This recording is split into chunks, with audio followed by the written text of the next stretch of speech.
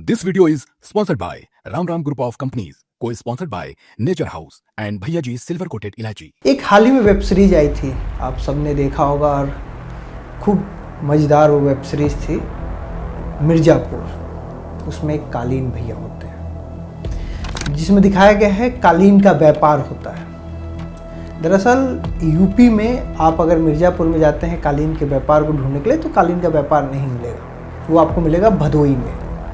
और जो उसमें कालीन भैया दिखाए गए हैं तो यूपी के असली कालीन भैया कौन हैं शायद आप जानते नहीं होंगे। जो असली कालीन भैया हैं उनका नाम है विजय मिश्रा। नमस्ते, मेरा नाम है ब्रजेश तिवारी और आप मेरे साथ देखना शुरू कर चुके हैं बतकही चौक।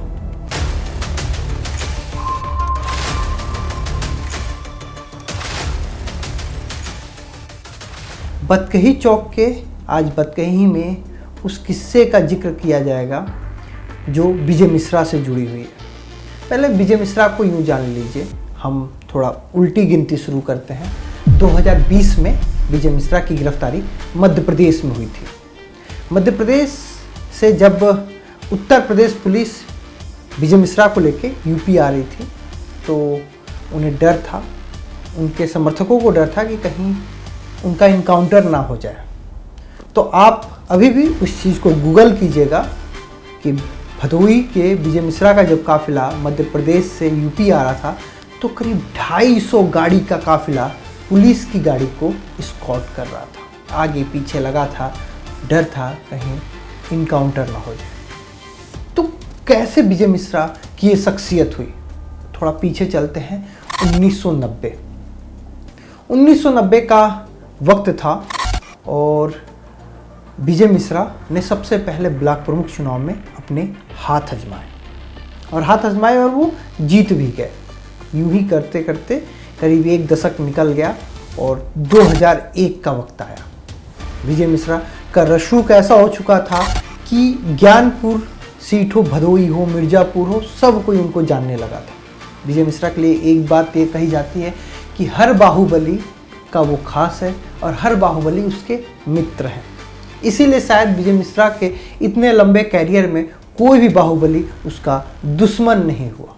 चलिए हम अब 1990 से 2001 की तरफ आते हैं। शिवकरण यादव, जिसने उस समय मुलायम सिंह यादव को चुनौती दे रहा था। चुनौती क्या, अपमानजनक भाषाओं का इस्तेमाल कई जगह कर रहा था और ये बात मुलायम सिंह यादव को पता चलती है। मुलायम सिंह यादव और विजय मिश्रा की बात होती है तो मुलायम सिंह यादव कहते हैं कि मुझे शिवकरण यादव व्यक्ति पसंद नहीं है और वो जिला पंचायत अध्यक्ष है, तो इसकी कोई व्यवस्था की जाए। तो भदोई वाले कालीन भैया कहते हैं कि जैसा आप कहिए। तो उन्होंने 3 जिला पंचायत सदस्य मतलब टिकट मांगे जिला पंचायत चुनाव के, तो 3 सदस्य का टिकट दिया गया सपा के टिकट से और ये तीनों जीत गए और परिणाम ये हुआ शिवकरण यादव जिला पंचायत अध्यक्ष नहीं बने। मुलायम सिंह यादव से विजय मिश्रा की करीबी बढ़ गई क्योंकि जो वादा था वो वादा पूरा हुआ। ऐसे में 2002 में विधानसभा चुनाव होने थे और मुलायम सिंह यादव ने विजय मिश्रा को, क्योंकि विजय मिश्रा भी अब माननीय बनना चाहता था, विधानसभा आना चाहता था, तो ज्ञानपुर सीट से उन्हें टिकट दिया। कालीन भैया को टिकट मिल गया ज्ञानपुर सीट से, लेकिन सशर्त ये टिकट मिला था। उन्होंने कहा था कि ये बस मुझे ज्ञानपुर नहीं चाहिए, मुझे मिर्ज़ापुर, भदोई और हंडिया सीट भी जीत के साथ चाहिए। विजय मिश्रा ने वादा किया कि आप जैसा चाहते हैं वैसा ही होगा और हुआ भी ठीक वैसा ही।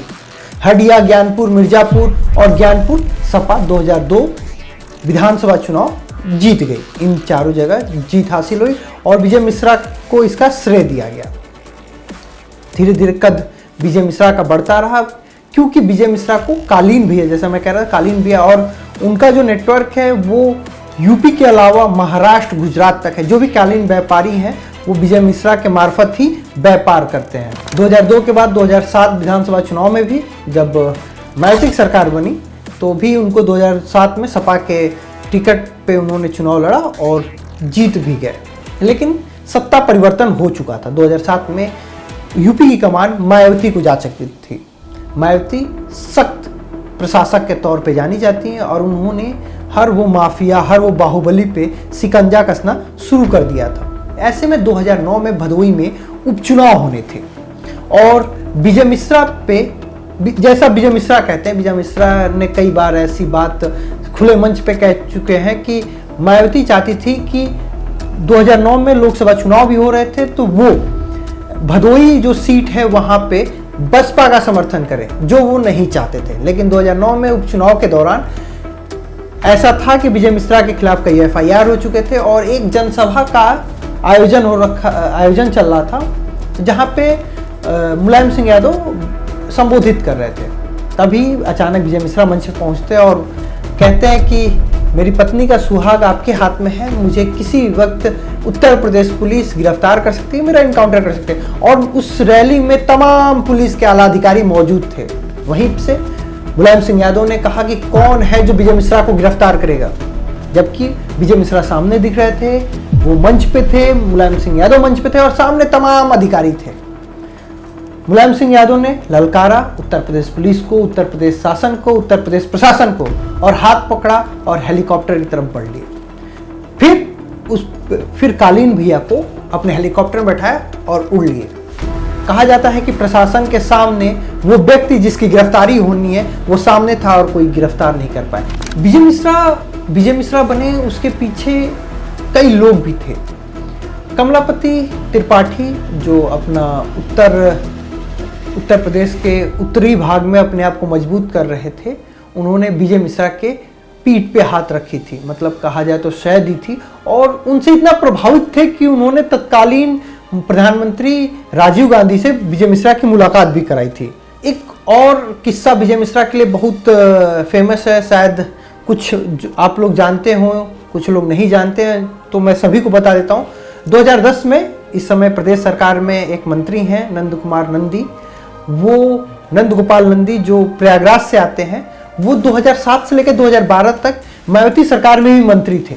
2010 में उन पे हमला होता है और वो आरोप भी विजय मिश्रा पे लगता है।